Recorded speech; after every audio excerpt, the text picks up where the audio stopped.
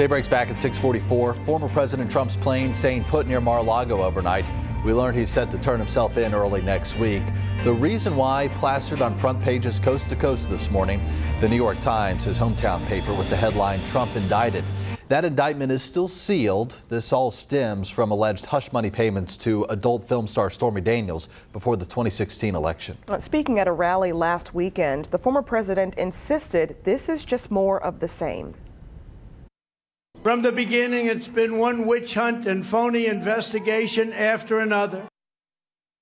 The former president already called on his supporters to protest. Police sources tell ABC News that all NYPD officers are ordered to show up in the next 15 minutes in uniform for deployment around New York City.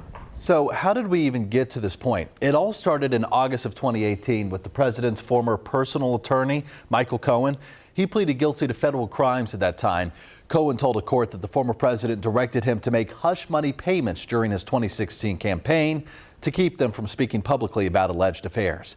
And then you fast forward a year later, it's the Manhattan DA's office that opened an investigation after federal prosecutors said they wrapped up their own. The first subpoena for Trump's personal and corporate tax returns came that same month. Those tax returns were not handed over until February 2021 after several failed legal defenses. The Trump Corporation was charged with a 15-year tax scheme a few months later and then convicted in December of 2022.